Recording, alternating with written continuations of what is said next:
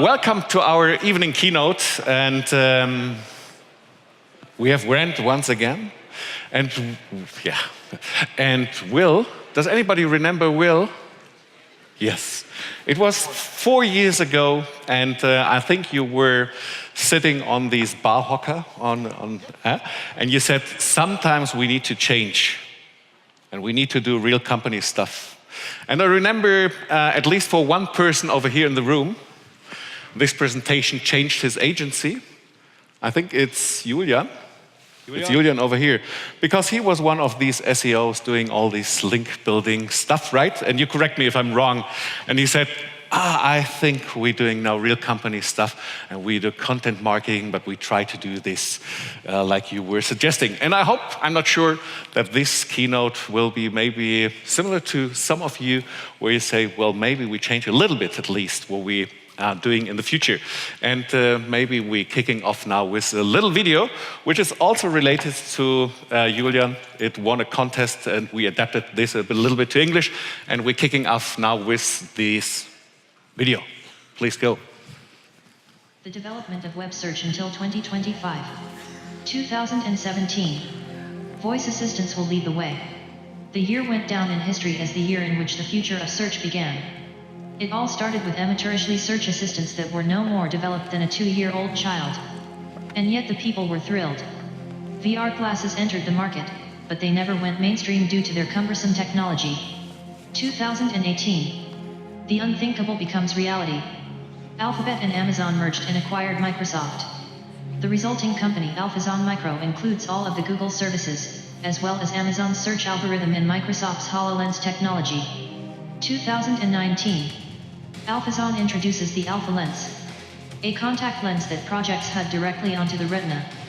The Alpha Lens is connected to the smartphone, smartwatch, smart TV, and all other Bluetooth-enabled devices. The user is able to signal the Alpha Lens through voice transmission if he wants to see his WhatsApp messages, watch a movie, or the way to the nearest restaurant. With the aid of the HUD technology, the content seems even more realistic, and augmented reality is experiencing a revival. 2021. Alphazon launches its newest invention in summer. The in-ear unit compatible for the Alpha Lens with integrated personal assistant. Smartphones become obsolete, and only the high price tag is keeping the user from buying. With no device necessary, calling, messaging, and using Facebook becomes comfortable. The included personal assistant is a further development of Amazon's Echo and goes by the name of Paco, Personal Assistant Echo. 2023. Alphazon is able to exactly show the user what he wants to see. Example, the user walks through the city and notices a pair of shoes or a handbag in a shop window. He then contacts his personal assistant and asks where to find those shoes or the handbag for a better price. Paco is looking up the information and tells the user about a possible bargain. It was never easier to find something online. You just need to ask Paco, where can I get it, and the integrated assistant takes care of the rest. Alphazon's sophisticated shipping process makes it possible that delivery rarely takes more than an hour. Should the user be on the move, he can coordinate the delivery to the time of his arrival. 2025. Alphazon drive Apple and Samsung from the market. The upgraded version of Alpha Lens launches. Alpha Lens Duos are able to project virtual reality directly onto the retina. The users can share their view. The AlphaView Share platform undergoes a boom. Users from all around the world are recording their experiences in virtual reality. Other users can download those experiences and immerse themselves in it. Search requests are becoming more scarce due to the self-learning algorithm of Alpha Lens. The assistant is finding the answers to questions before they even enter the user's mind. And this is how search is looking in 2025. Non-display, voice-controlled, self-learning devices which accompanies us in our daily lives, answering questions before they come to our mind. This is the future of web search.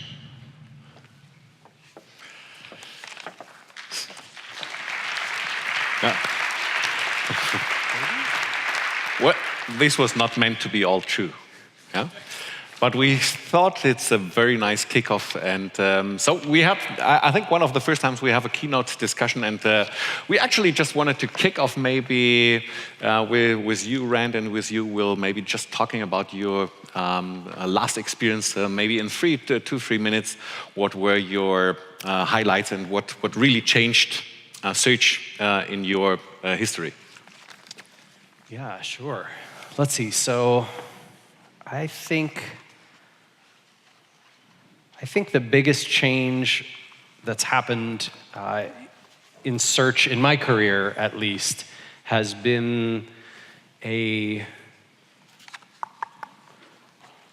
think the way I'm going to say it is the merging of what marketing has always been with the technology of search, right? So I almost want to say that search became a less isolated practice, and SEO became a less isolated practice. It wasn't something that you did separate from the rest of your marketing. It wasn't, it was not exclusive in its format and its function. It was designed to tie into everything else that a brand did and had to do.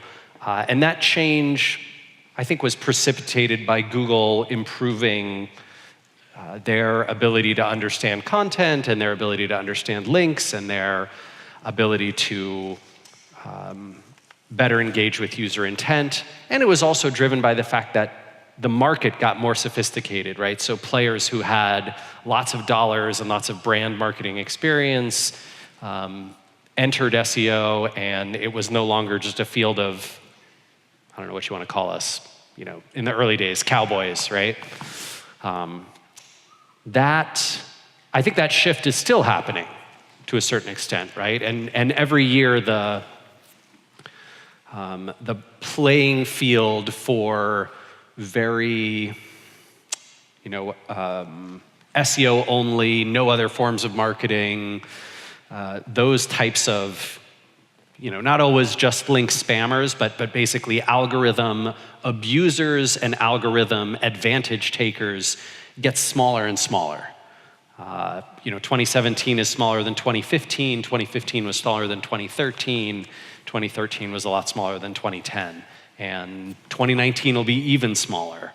And then, we will, what I haven't seen is the kind of change, like the revolutionary kind of change. It is not that hard to imagine that in 1999, when we talked about what search marketing, search engine optimization would become, 2017 doesn't feel that far away from it. Those 18 years did not massively change how people searched. The fact that you can now use voice input, that's not particularly revolutionary, right? There was speech-to-text software even back then. The fact that you have more mobile devices, not super surprising. We had cell phones then. You could do a little bit of web things on some of them even back then. So I think the pace of change has actually been surprisingly not slow, but much more iterative and much more practical than, 6 years from now, everybody has a contact lens and an earpiece and we're cyborgs and there's no searches because a machine tells us what we want. I'm skeptical. We're probably going to sit here at SMX 2021 and talk about, are links still worth it? Can I still do link building? I mean, but like, right in 2010, we would have been like, oh my God, are you serious? 7 years from now, we're still going to be talking about links? No way. No. Google's way more sophisticated. Oh wait, we are still talking about links 7 years later. I started it, I'm sorry. I don't want to move the topic.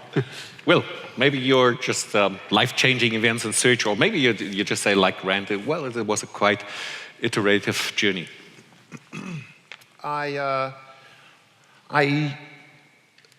mostly agree with Rand. The one thing that Rand didn't touch on that I believe, as we sit here today and we look out at our jobs and our roles, is the study of human psychology.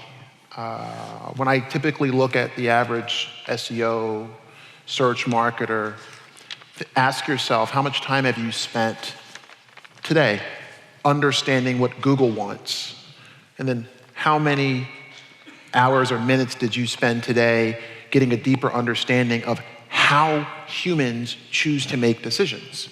All the technology in the world doesn't necessarily mean that we're going to adopt it.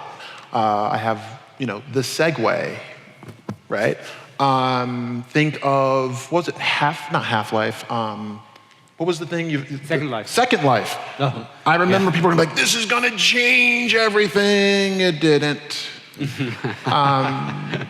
So, you know, I take a little bit of a, eventually, yes, but I'm with Rand. I think the pace of change has been actually kind of slow. I think people's adoption to it, like mentally, we have a hard time with change. Like that's hardwired human behavior. So you can give somebody this really cool contact lens that does this thing, and we're still scared to put our finger that close to our eyeball. Humans. And I think the algorithms have gotten better at understanding what humans are looking for. So that's what makes me look really forward to the future of search, is I can actually study humans and what makes them transact and buy and feel trust in a brand versus what does Google want me to do? Yeah. Slow clap. Maybe I'm just kicking off and we now start or go into this discussion. And when looking a little bit forward, and this was just meant to be maybe kind of laying out what we try to discuss is, I think one of the biggest questions for me and maybe as well for the audience is to say, well, we see maybe still all these new things coming up with artificial intelligence, and maybe tomorrow we have talk about mixed reality, augmented reality, and VR. Maybe this is Second Life now, the next step with VR and all this. But still in the end, it comes down to the question, so what does this mean for me? Maybe what does it mean for me as an individual, as a company, as an agency, or maybe even as a tool provider? How will this all impact? And I think we wanted to go on these different aspects, and maybe we start with just what this is mean for companies with all these new technologies. How do we have to adapt? And just to give an example, Tom had this presentation, and if I correctly remember, he said, well, I have a PhD in machine learning. And I said, shit, I have not even a master. I have a kind of bachelor in business administration. Maybe I just studied the wrong stuff because it doesn't bring me into the future. But maybe I'm completely wrong with this thesis. What do you think about this? So I think that one of the nice things about being in marketing as opposed to a lot of other practices is that our field follows behavior, it doesn't lead it, right? So like, I would not urge anyone to go think to themselves, how do I do marketing for VR games? That's really important. Like, I need to figure that out right now. No, you don't. You can if you want to. If you're super passionate about it, you're excited about it, you're confident that the market is going there, okay, you can take a risk. But I think it's like going for Second Life marketing in 2008, right? It is just high risk. Instead, as a marketer, you get to follow, you get to basically say, look, behavior has changed, people are shifting to this. I can see that Snapchat is going to be this popular in 2 or 3 years because of its growth trajectory the last 5 years. So I know there's going to be a real platform there, and I should figure out marketing for it. Not, I have to figure out the next technology that gets hot. We're not VCs. We're not investors. We don't need to worry about, who's going to IPO and not. We just have to figure out what platforms are our users on now, who influences that audience, and how can we reach them? And so I think that the impact for us is to say not that we cannot ignore new technology, we can't ignore it, that would be wrong, but we do not need to become overly early adopters or predictive adopters. There's a lot of advantages to being an early adopter of a platform that has traction. There's almost no advantage to being a predictive adopter of a platform that has no traction yet. On that, I would just say that you just have to be better than the other people in the room. Yeah. So there's no value in trying to be so far ahead. Like, this is still algorithms and it's still ordering information. So as long as you're better than the other people in the room trying to do whatever it is, I agree with Rand. We don't need to be so far ahead of the technology. If there's a new way to rank things on your VR headset, then how many of you are studying that? All right, none. So if I just study it for a little while longer than you, I'll probably do better than you in it. So I don't need to invent it. I don't need to be at the cutting edge of it. I just need to, once it gets enough market adoption and people are actually using it for a specific goal, if I have clients or an interest, then that's the time to go into it. Like it just doesn't seem to me to be something that we need to worry about in terms of like, oh, well, when are we going to plant things? Or have these things sitting around our house that we're going to talk to. I'm like, yeah, right now I have an Echo in my house. You know what it does? It plays Meghan Trainor Me Too, and it plays Elmo song because I have a 2-year-old. Like, that's all the Echo does. It doesn't unlock my doors. It doesn't keep me from searching for things. It just does basic music. So I think sometimes we get so far ahead of ourselves on what's possible, we sometimes forget what's right in front of us.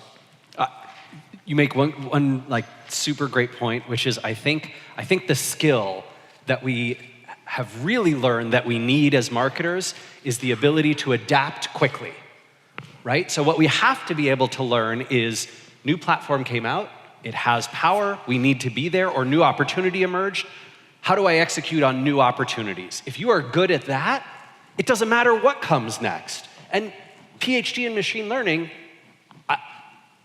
I don't think you need it. Like no, TA, you need it. Like without that, I'm not sure where you'd be. I worry about you a lot. But for the rest of us, you know, we're like moderately capable at other things. And so, but like I think we have to be able to adapt quickly, and therefore, like when new platform comes out, if you can figure that out quickly, you're going to do great. And one of the ways to do that is to take, you know, platforms that you haven't yet played around with and go experiment on them, right? That's something that's great. Like, Will, I know you do this with, you know, a few years ago you were like, I'm going to dive headfirst personally into paid search and buy a bunch of paid search and invest in that, right? And I've been doing a little bit of like native ad stuff and native content, native advertising content, and trying to learn something about that. Let's get a little bit more of a practical approach. Will, this question is for you. I think it's really what you said in the beginning. This is really true. Julian, really, after seeing your keynote, he absolutely transformed his business. He really said, this is the future, this is what I want to do with my company. Dip all the other shit, I want to do real company shit. And he has turned around this company, he has now a prospering company here in Germany, does amazing stuff here for his clients. And let's put it a little bit more practical, right? I mean, like, I can imagine you being an SEO agency owner. Formally, people come to you, hey, I want to rank for this keyword, or I want 10 PR6 links. I remember those requests we get from those. back then. We get so those. We still get I those. know what it all means now, right? So we got to be open, different platforms, do this, do that. How do you sell this to your client, right? The client who still thinks, hey, I'm doing this, I'm making shoes, I want to rank for shoes. Hey, Mr. Wil Reynolds, can you help me rank for shoes? And you're like, what do you do? Like, really, how does the agency of the future have to look like to cope with these amazing possibilities you want to open up for your clients while still being able to sell it, actually, you know, get money for that service? Ooh, that's a tough one. I usually start with data, actually. So, you know, I think that people have these click-through rate curves, and if I rank number 1, I'm going to get this much traffic, and that's why I want to rank for this. Sometimes I call people out for ego.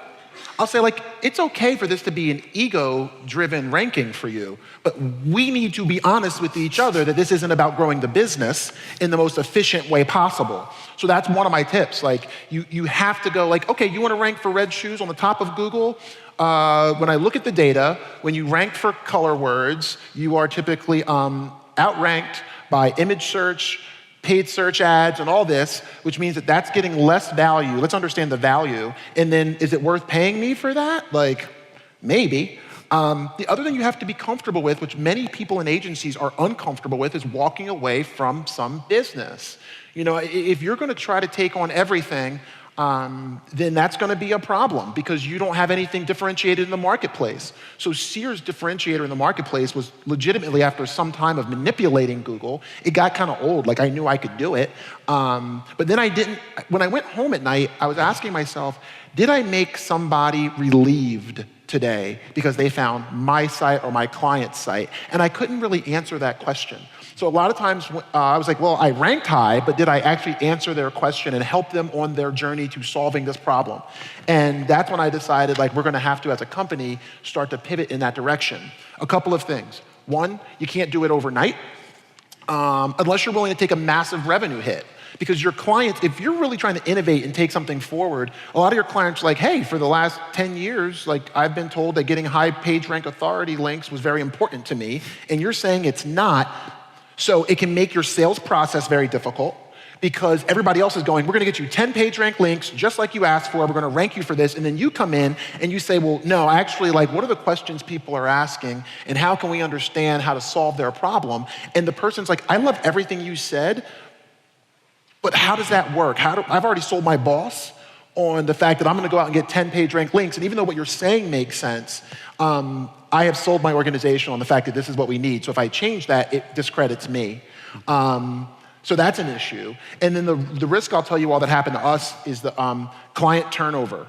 So when your clients leave, and you're an RCS style company, so your client leaves, like, they stay with you, but the person leaves to go to a new role or a new company, the person replacing them is used to whatever else they saw at their last 3 search gigs. So the problem is then they get all this RCS and they're like, what do I do with this mushy crap? I need this much of this done in this time, this many links, this fast, that have this. And we're like, no, no, no, no, no. And they're like, you're out, I'm gonna bring somebody else in. So there is risk to your business if your client leaves and then you're left with a new person who you have to re-educate, and sometimes they're like, sorry, I'm not down with that. Very interesting, thanks. We lost some of our biggest clients that way about 1.5 years ago because our main point of contact, who really believed in what we were doing, left, and then the person that came in is like, this is not SEO in my opinion. Sorry guys, thank you for your work, you're out. Anything to add, Rand, or? I think the only other thing I might add in there, you asked about the selling portion of it too. And I think some of the most powerful presentations that I've seen agencies and especially individual consultants give when they're trying to convince someone to play outside of the sandbox they've typically played in is to show lots of examples of the competitor that they hate most in those places, right? So you get up and you say, hey, we're not doing any image search, any image SEO today. Hey, we're not doing any featured snippet SEO today. Hey, we're not playing at all in Pinterest. We're doing nothing with YouTube. Let me show you what your competition's doing. That one company you really hate, here they are in YouTube. Here's the search demand. Here they are in Pinterest. Here's the search demand. Here they are at the top of Amazon. Here's the search, right? And then a lot of execs, that's how they're sold based on competition. I see it at Moz. Like, I'm embarrassed to say I see it, but I see it on my leadership team at Moz where, you know, I'm kind of like, we should do this, we should do this. And then I say, oh, well, competitor X to Moz is doing this. Oh, okay, now we really should do that. Come on. Well, you know what? One thing I'm thinking of advice, because it's scary when you jump into this kind of philosophy, is ask your client this question. Have I earned your trust enough for you to allow me to spend 5 or 10% of my time on this different way of doing SEO? In that way, what you're saying to your client is, I'm gonna do all the stuff that you kind of want too, but have I earned the right to try to get 5 or 10% of my time to work on this? And then it's your job in that 5 or 10% of time to find a win that is tangible and comes back to revenue. So 2 of our people are actually here from our Philadelphia office. And one of them was like working really, really hard on trying to get her client to realize that the way they were talking was very technical. And she wanted them to start talking more about like, just, I don't mean to say dumb it down, but like make it easier for more people to understand. So instead of trying to pitch this big thing, she's like, can I change this one meta description to sound more like the way that I would like things to sound? And they said, okay, we'll let you do that. 58% increase in click-through rate without the ranking going up, and the client goes, can you do more of that for all the things? So it's your job to ask for 5 or 10% permission, and then turn that into a very quick win that they go, wait, I don't want you building links for me anymore because you just found a way to change one meta description and increase my traffic 58%. Why don't you do that for the other 10,000 pages we have instead of building links, which I don't really know how many links I need to get the ranking that I think that I need, right? So like those are some small practical kind of ways that we try to get our clients to allow us to do that work. So in your experience, I think what you're saying probably makes it also very hard to recruit new talent for your agency. I think this is very vital to you, recruiting new talent. And I think getting in people that have done SEO before the old way, right? They come to you and say, hey, I'm a big shot SEO, I want to work for SEER Interactive. And so what's your experience with this kind of stuff? Like really, do you seek those people and try to convince them of this new modern way? Or is it like really absolutely no-go? You've done the old SEO, you just don't get it. I rather have new people with a different skill set and teach them SEO, which is like very easy these days compared to back then, like with the technical approach. We don't hire a whole lot of people that have tons and tons of experience because they just bring baggage with them. Some of them are like, whoa, I want to work with SEER because I'm so sick of doing the thing that my boss has made me do for 5 years. That's a different experienced SEO. But I remember I interviewed a 6-year SEO once, and I'm really brutally honest with people. And I remember saying to him, I said, like, I have an intern right now that will create better content strategy than you. Because they've been indoctrinated in our way in a month or two of like, what do people want? How can we better solve a person's problem? Whereas you're coming at me with scale and how fast can I make it all? And they're coming at it with yeah, this is what we studied in marketing classes. Like, what's the problem the person has and how can we solve that problem? Whereas you're kind of tackling this as like, I can do this really cool mail merge in Google Docs and it can automatically send out 200 emails and it kind of is personalized, but it's not really. And I'm like, no thanks. I don't want to untrain that. So, and now just to follow this up, like for people in here who work in an SEO agency, like really maybe, have like a little bit 2.0 approach right now, so what's the skill set? What should I do? What should I learn? What should I do to differentiate myself to actually do this leap with this other approach? It starts with this. Like you actually have to look at your search queries as not a group of thousands of people's, not monthly search volume, right? So you have to realize that most people in the world don't search for sport. We do. Most people just want to solve a problem. And that's got to be in your heart to say hey, when somebody searches for this problem, that will drive you to create great content. But if you don't really care about that person's problem, then you'll go down a different path. So I think it starts with giving a shit, right, in your heart. The other thing is using your ears. You have to decide that you're going to start listening to more people and watching how they search and how do you uncover this problem and what was the problem that you had that made you search for this in the first place. We have found out we have changed some of our clients' businesses by just actually listening and asking people questions about why did you search this way? Why did you skip over that rich snippet? Oh, I don't trust that. We're like, oh, okay. So we're seeing things, and I'll show some of this tomorrow, that listening has helped us to make a lot of money for our clients too. This isn't fluffy, help the people stuff. I have got example after example that my team is helping me to build where by listening and pivoting our clients' strategies, we're making them more money faster than the more convoluted old way. So you got to care. If you don't really care about solving a problem for somebody, then I can't teach you that. And then you've got to choose to actually listen to your customer, interview them, talk to them. It's funny how many SEOs do their job without, or just marketers in general, without actually listening or ever talking to a customer. So how do you really know what their problem is? How do you know if they're frustrated when they search for that? Because there's no intonation in keyword research. You can't hear somebody's frustration. Mm-hmm. You can't hear their elation when they find the right content. Whereas we're doing a lot of work where we're actually putting content in front of people and asking them what they think about it. And you can hear when someone's like, this is the right answer. No SEO typically gets that because you're looking at monthly search volumes all day. Mm-hmm. Maybe, and as well to add on, if you had the chance now to build a completely new agency. Huh? Who, me? Yeah. You built one earlier than I did. I'm going to record this. Then skip the part with the if. Yeah. You know? Yeah. What would you do? Would you say, oh, I'm going now to have an inbound marketing agency? Or would you say, no, I think, well, SEO is sounds like print now, so this is just old industry now, and I'm going now to VR, and you joining Brand Kotsoros and say, well, we do a lot of stuff with augmented, and so what would you do, fundamentally? So I think I've found that I like strategy, right? I like the very highest level, which is why I think I do reasonably well when I sort of am on boards of directors or boards of advisors, or in the startup and tech world, which is Seattle and Silicon Valley.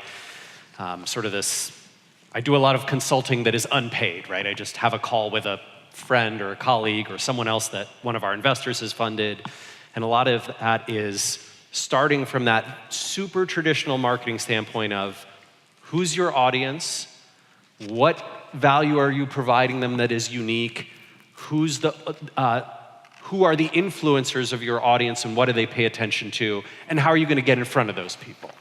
And so I think that would be the agency that I would want to build, right? Is a very strategic agency. It has probably much fewer staff. It doesn't have to worry so much about the technical side, and we'd probably work with lots of other great agencies who are awesome at their individual specialities to source people to, right? So you come to us, we'll tell you what you need, we'll tell you who your audience is, we'll tell you who their influencers are, we'll tell you how to reach them with the unique value proposition that you've got, and then I'll guide you to all these different agencies. Because fundamentally what I believe in not just from a consulting point of view, but from just a business point of view, is being great at or best in the world at one thing. Like the one thing that you love most and that you love to do, rather than trying to be all things to all people, or even 5 things to a lot of people. I don't think, I don't mean this as a broadly offensive statement. I get that there are web marketing consultancies out there who do a good job. But I don't think, generally speaking, if you are a creative agency or a web ad agency, that you do SEO nearly as well as an SEO agency. And if you're an SEO agency, I don't think you do keyword research nearly as well as a keyword research consultant, right? Like a specialist in that field. And that specialty, I have a lot of passion around doing things the best in the world, or as close to that as I can get. That's what I do. But all I hear is this all like the meta thing, understanding the heart. I didn't hear any technical word, anything about the tech, the website. I mean, it's tough without PowerPoint, right? Mm-hmm. If you want Will and I to show you tactical stuff, you've got to get us some slides. Then we'll be like, okay, this thing right here, and then you do this, and then you do that. But it definitely switched from back then. It was only tactical, only technical, buying links. I don't care what the user thinks. I just pour as many as I can, and some will prevail. Today, as you said, I think 2 years ago in your keynote, it's the other way around. You got to be very, very targeted to really make the conversion and not fuck it up. I mean, but don't you think a big part of that is because of what Google does today? Yeah, like the way they changed up their algorithm? Absolutely. So that, back in the day, there were all these signals. And if you nailed each one of those signals, you could rank here and you could stay there. As long as you did better than your competition on these signals, you were good. Now, today, you can be way worse than your competition at all these signals, but if you answer the searcher's query better, if you get the higher click-through rate, the higher engagement rate, the lower pogo sticking rate, you can be Jeff Goldblum's wallpaper, right? Like the shower curtain, and rank phenomenally with you don't deserve to rank there at all based on, links or keyword targeting or anything like that. The only reason you're there is because a lot of frickin' people want that shower curtain. But it's still Amazon. It's still Amazon. Very authoritative domain. So yeah. Okay. Fair enough. I don't judge. I get the point. Yeah, definitely. I think last week I had a discussion with my new colleague, Christoph. And so we were just thinking about when you're in any area like e-commerce, so how you should prepare for future.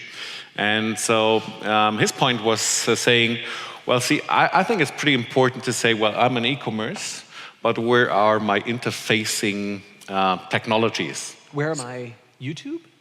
No. Sorry, what was the word that I missed there? I didn't understand it either. I was Okay. like, what is he talking about? So he was saying, if you're in e-commerce, selling stuff. No, I caught all of that. There was just one word that Before I the word missed. technology. Yeah. If you're trying to prepare correctly for the future, he said, I would take care around the interfacing technologies. Like if you're in e-commerce, I would take care about robotics maybe and drones because this will maybe impact my my logistics and all this stuff. Huh? Because most of us, we are in the search industry, what do you think are the interfacing technologies where we really have to be good on, focused on, and where you say, well, I wouldn't care about this? Oh, interesting. I mean, this goes back a little bit to what we talked about at the start, where I would say you don't have to be too predictive. Like it may be the case that VR is hyper popular, or that voice search, or that smart assistants, or Echo, or Google Home, or more TV-like interfaces, or game system interfaces, right? That any of these could be the future of search. We have to worry a little bit less about that, about predicting that, and a little more about just following it up as it happens, right? The one thing I do think we have to be really good at is we have to be good at paying attention to that. So we can't, you can't fall behind, right? You're here at SMX Munich, and if you go 3 or 4 years without attending a search conference and without really paying attention to the industry, you will be vastly far behind. Like, I don't know if you have this feeling. Do you ever have the feeling that you go on a vacation for 2 weeks and you come back to your office and you're like, oh my God, what happened with Google in the last 2 weeks? Like, I don't know anything about SEO anymore. And you do, right? Like, you know a tremendous amount. That's not it, but it can feel that way. It can feel like wait, I never heard of the Fred update. What the hell's the Fred update? Wait, why does it happen every day? What the frick is going on? Right? It's like going to Reddit and you missed all the memes from yesterday, and so you don't get any of the memes today, right? Or it's like living in the United States with Donald Trump. Like, you don't know what happened. You're like, wait, who? What? Why? He fired all the district attorneys? What? Why did he do that? And so like that rate of change, I think, means that we just have to be, like, our primary skill is being comfortable with keeping up. And making strategic bets. I mean, I still can't send out a snap. Like, I have tried, and I once in a while do it, and then I remember my niece would send me back a snap, and then I would watch it, and it would disappear before I got to hear it all, and I was like, So not only is there what's Google changing, there's what other technologies are showing up that could eat away from Google's market share that we're not studying. Amazon, Snapchat. Like, I don't know if Snapchat's doing something cool. I don't even have time to look at it. Like, I'm like you. I'm like, I'll refer you to somebody who snaps all day, but I got to stay focused on this Google thing. Oh my God, and Snapchat, it's like they intentionally designed the interface so that grown-ups wouldn't get it, but kids would. And it just, like, that was the day I found out I was old, right? I still thought I was hip. And then I was like playing with Snapchat. This is 2.5, 3 years ago. And I was like, shit, now I'm old. That's it. I'm done. I'm out. And then you took a picture of your junk and was and like, then, yeah, and then the gray hair started popping out. And boom, done. I think we have just a couple of minutes left, and so maybe a little bit, which is a little bit out there, a little bit off topic. Since you mentioned Trump, did this have any impact on both of your business? You're very outspoken on the issue. I mean, yeah. Thank you very much for that, definitely. And did it have any impact on recruiting, on clients that you already have, clients that you maybe not getting? I think there's a big division in the US going on right now. How does this personally affect your both businesses? So yes, it did affect us, but in pretty small ways. So Moz has definitely been, I would say, we have been open about, opposing several things that the new administration has supported, right? So for example, the Muslim ban, I think a religious litmus test, I think Moz thinks a religious litmus test is a bad thing, right? And it is it's not even a slippery slope, it's just a cliff, right? It's a wall you cannot go past. Like you just don't do that. We think it's un-American, we think it's morally and ethically wrong. And so we're, it's not just un-American, it's unworldly. Yeah, I think it's a fundamental violation of human rights. Yeah. Like people should be allowed to believe the things that they want to believe, and that is okay. And we should not restrict other people's belief, right? Freedom of religion is enshrined in many countries' constitutions, right? So this is something that we were certainly supportive of, and that that is opposed to the administration. And we did get some customer service people writing into our help team, saying, I think, for example, someone said, I wasn't sure if this was referring to me or to Sarah, because Sarah also sent a tweet like this, but they said something like, I love your service, but I hate that your CEO is saying this crap on Twitter. Please cancel my subscription. Granted, that was the only one I saw, so maybe one subscriber, it's small, right? We have like 24,000 subscribers. But we did see a couple of articles in, there's a right-wing media outlet in the United States called Breitbart that published a list of companies that had banned certain sort of like neo-Nazi websites from having their advertising appear on it, which I know it's weird in Germany to be like, we have neo-Nazis in the United States and they're part of our political process now, but that's what we have. So there's like these websites, we banned them from our site from appearing in their ads, through Google, and then this website wrote about us and a bunch of other companies, and so that had a little bit of a hit, but it's pretty small. One of the things to remember is that the odd thing about being in the professional services world and the software world is your audience tends to have high levels of education,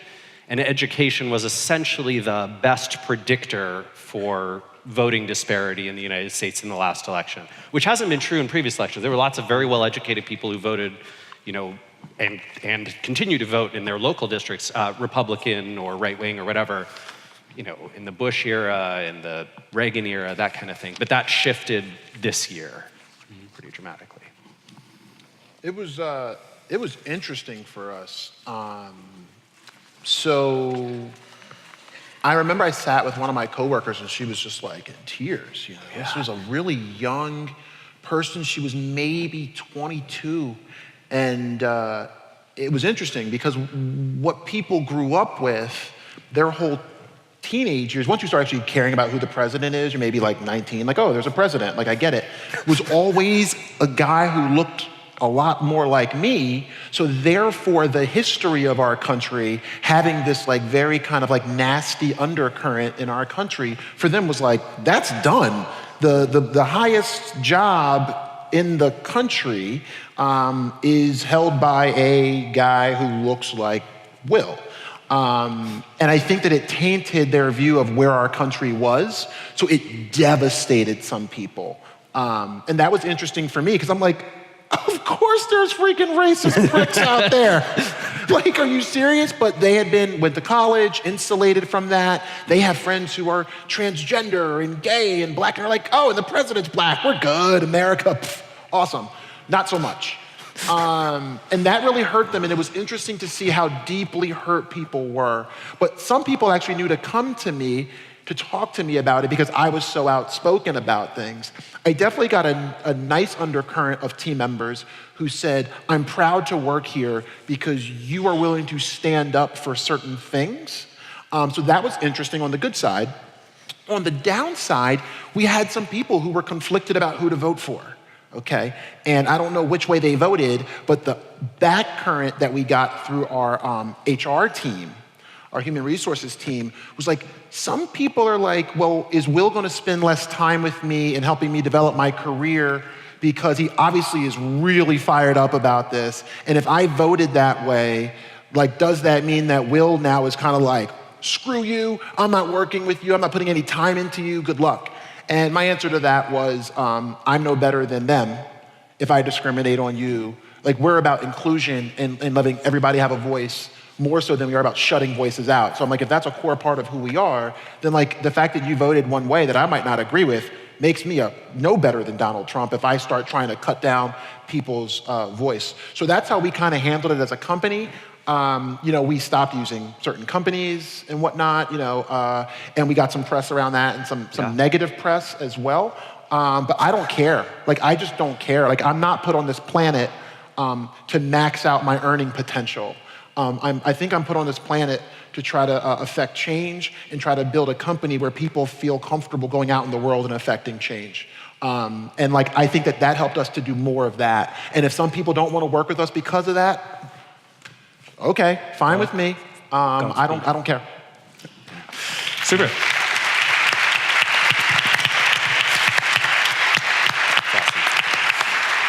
So, unfortunately, I have to say we run 6 minutes out of time. I have to thank you very much for the very open discussion and as well for your final points. I think we are all technology driven, and this is very important for us to at least have in mind. We know there are some things which are changing. I thank you very much for your patience, for your interest, all your questions, and I think we go now to Semi Awards. Is this right? Woohoo! So thanks very much, and if you're not on Semi Awards and not on the party, see you tomorrow morning. Thanks.